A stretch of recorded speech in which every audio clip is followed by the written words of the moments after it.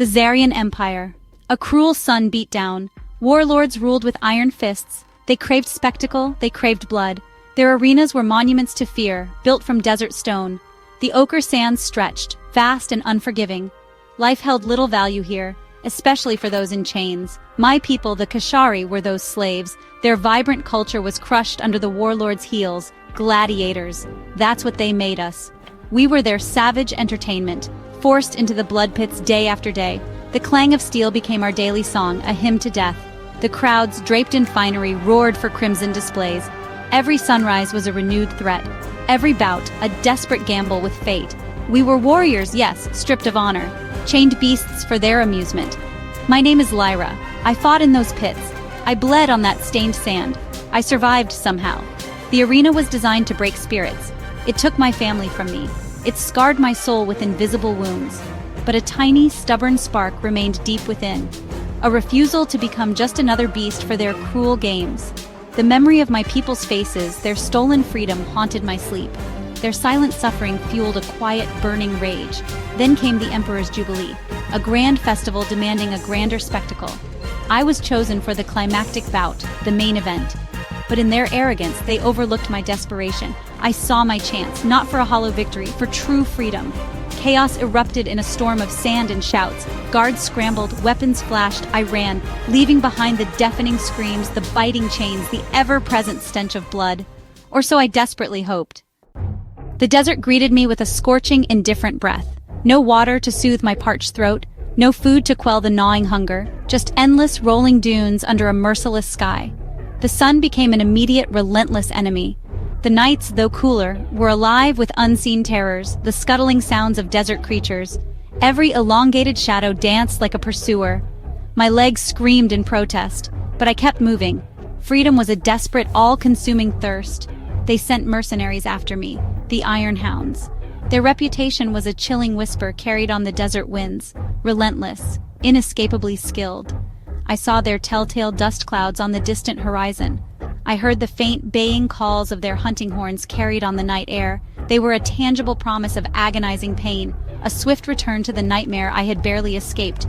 I had to be smarter, faster, more cunning than they were. Sleep offered no true respite, no sanctuary. The arena lived vividly in the corners of my mind. Faces of the fallen gladiators, friends I couldn't save, flickered before my eyes.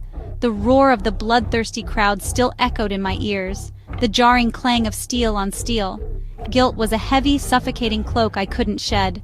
Sometimes I wasn't entirely sure if the pursuers I sensed behind me were real flesh and blood, or just the relentless ghosts conjured from my past.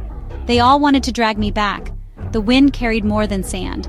It carried whispers, rumors of hidden oases, sacred to forgotten gods, tales of ancient lost paths through the treacherous mountains.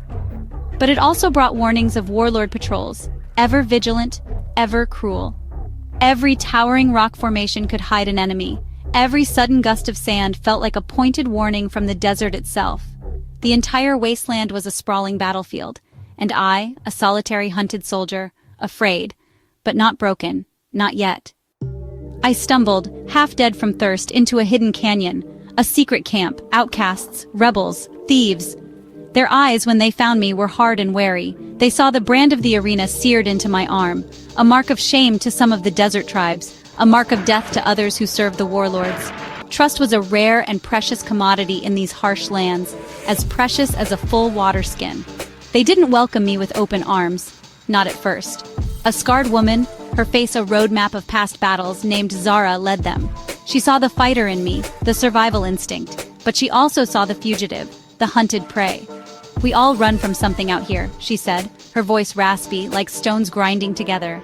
Her small band needed strength, any advantage they could get. I desperately needed allies, a moment to breathe. An uneasy, unspoken truce formed between us, born of shared desperation, not of loyalty, not yet.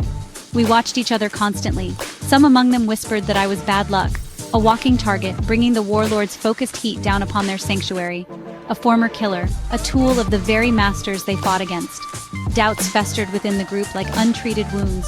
One night, a young, desperate thief tried to steal my sword, my only means of defense. The confrontation was swift, silent, and tense. Zara intervened, her authority unquestioned. "She fights with us, or she is just another enemy out there, she declared. The choice was stark and simple. Our first joint raid tested this fragile bond. A supply caravan, heavily guarded, meant for the local warlord's garrison. It was clumsy, desperate. We almost failed, almost paid the ultimate price for our audacity. But my arena-honed skills, the brutal efficiency of my fighting style, turned the tide. They saw my focused fury, my raw desperation to survive, to protect those beside me. It wasn't a noble display, but it earned a sliver of grudging respect. Uneasy, but it was a start. Word reached our hidden enclave, carried by fleeing villagers.